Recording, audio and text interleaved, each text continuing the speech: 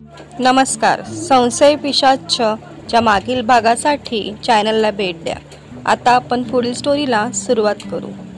घरी पोहोचेपर्यंत मध्यरात्र झालेली होती. तो आपल्या अपार्टमेंटमध्ये पोहोचला.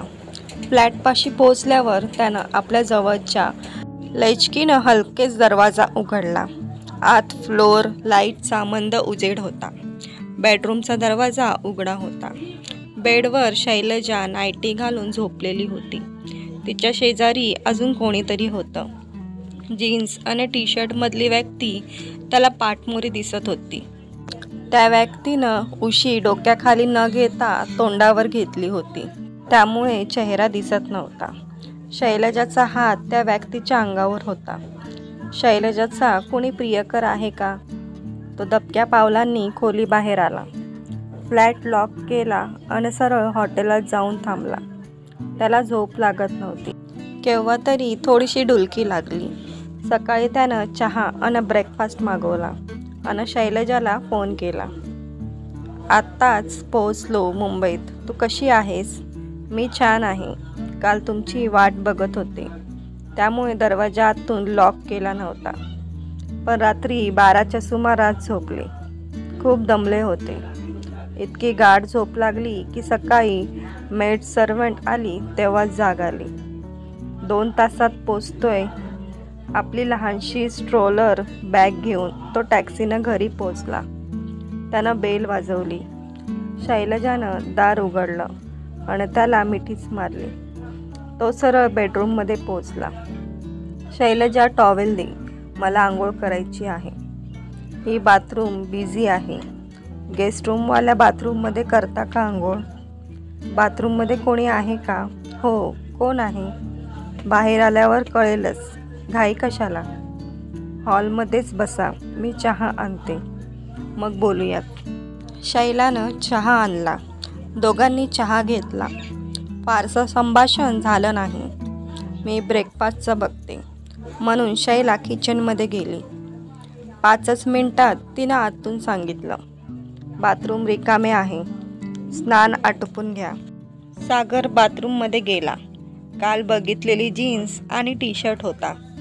त्यानं टबबाथचा विचार बाद केला आणि शॉवर सुरू केला. शैलजानं दारावर टकटक करत म्हटलं, किती वेळ लागेल अजून? लवकर डायनिंग टेबलवर या. मस्त गरम गरम नाश्ता तयार आहे.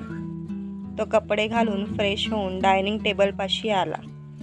शैलजानं ज्यूसचा ग्लास त्याच्या हातात दिला आणि गरम छोले भरलेला बाऊल टेबलवर ठेवत ती म्हणाली, गरमागरम भटुरे आणि कचोरी घेऊन येते.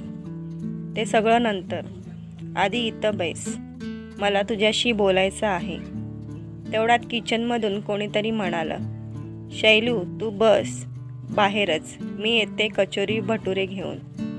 पाठोपाठ एक स्त्री गरम गरम कचोरी आणि भटुरे घेऊन किचनमधून बाहेर आली आणि तिने हातातला ट्रे टेबलवर ठेवला. सागर आश्चर्यानं तिच्याकडे बघत होता. माझ्याकडे बघत बसलात तर हे गरम छोले भटुरे गार होतील. ती हसून म्हणाली, सागर ही नीरू, माझ्या मामे भावाची बायको.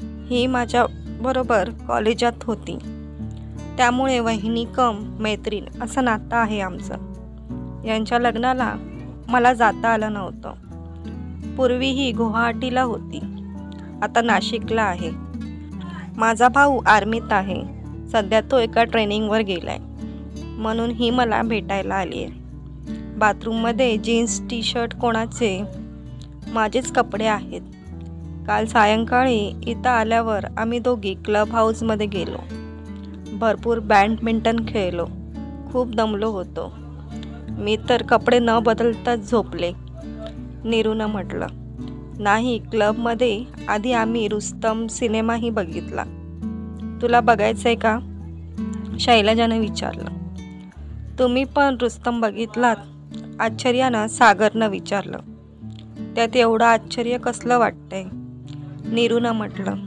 नाही, आश्चर्य नाही, मी पण एवढ्यातच शिपवर बघितला. सागरनं सफाई दिली.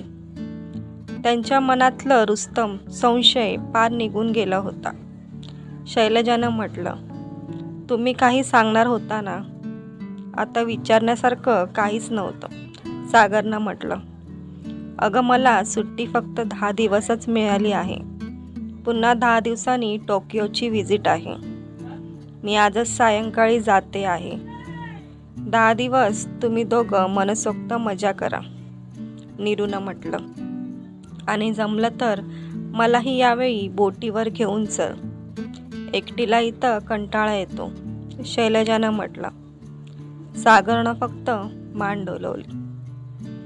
तर मित्रांनो, स्टोरी आवडल्यास व्हिडिओला लाईक करा आणि चॅनलला सबस्क्राईब करायला विसरू नका.